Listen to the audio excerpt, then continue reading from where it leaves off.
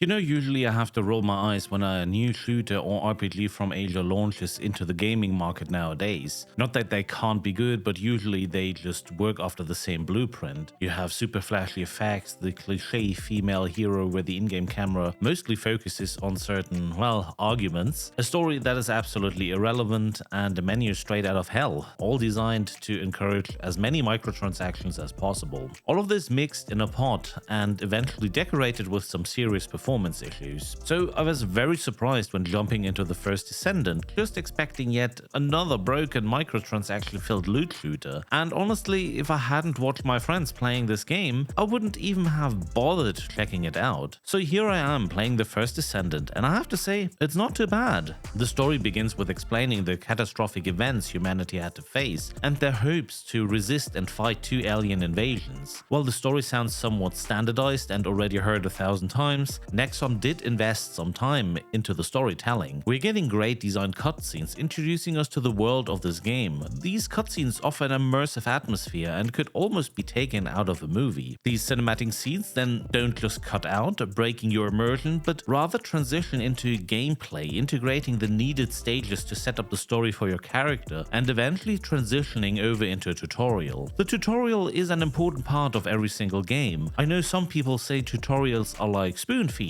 though how would you ever know which keys to press without punching buttons like a monkey? In this particular case, the tutorial is even more important and introduces you not only into the movement and the gunplay, but into additional abilities and tools, such as the grappling hook, or in my case some magic-ish ice abilities. Now unfortunately I was only able to play 4 hours, but what I saw was okay. The cinematics fade out eventually and become less. You're going to be sent on quests which usually play in a public open world, meaning you can either try to tackle each quest alone, or if in a public lobby, other roaming players might eventually assist you. Every player gets their own portion of the loot, which means you don't have to be scared someone might take it from you. At the end of each quest cycle, you will be able to head into an operation of the map you're working on. These are slightly longer instant quests where you have to fulfill certain tasks, and usually the operation ends in a boss fight. And this does remind me very much of Destiny. Something to point out is quests and operations seem to take usually up to 2 to 5 minutes, which is in fact great if you are the type of person that just quickly wants to get something done. If you want to play longer fights, there are also so-called intercepts, which take roughly about 30 minutes and can also be played in a private and a public lobby. Overall, the First Descendant is fun as the gameplay style is fast and the action usually doesn't stop. Using tools like the grappling hook enables you to quickly move onto higher positions, giving you a different way of fighting. You can even hook your way up onto a colossi and fight from top of it. Menus are okay, slightly annoying that on many occasions you have to hold a button to activate it or the haptic feels slightly off. I had occasions where I didn't know if I had already pressed or clicked a button as there wasn't any feedback. In the end it turns out there was just lag because it needed to load something in the background. So a small indicator like a sound or something visual was missing when pushing a button. I hope Nexon will add this in the future. However, there are also features which make the character preparation easier, and I really do appreciate those. Let's take for example the modules and the upgrade system. Instead of reading through every single module and taking hours to set up your build, you can also just ask to set up a recommended combination of such modules. This saves me plenty of time where I could just play the game. Obviously, this might not result in a perfect build, but it is fine for me as a casual player. If we go back to the story elements or conversations again, I found the lip sync slightly off and subtitles were way too fast on some characters. Check out this robot where you need to read the text as the robot obviously doesn't speak English.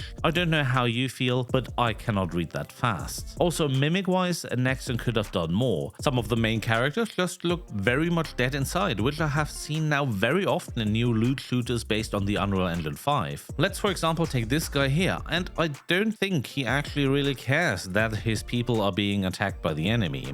Other than that, well, arguments. I don't want to sound prude, but why does this always have to be the selling point of a game nowadays? Not going to lie, Some of the gameplay elements feel like taken out of the shelf as a blueprint for loot shooters, especially those from Asia. However, let's come to the price of the First Descendant. The First Descendant is free to play, bringing on what Nexon is known for. Surprisingly, the game is not packed with that much microtransactions, and while the game has a battle pass and an in-game shop, most of it seemed to be mainly focused on skins. The battle pass has a free and a premium section, where the premium section will cost you something 10 euros or US dollars, some more if you want to skip some levels. Entire skin packs can obviously become more expensive.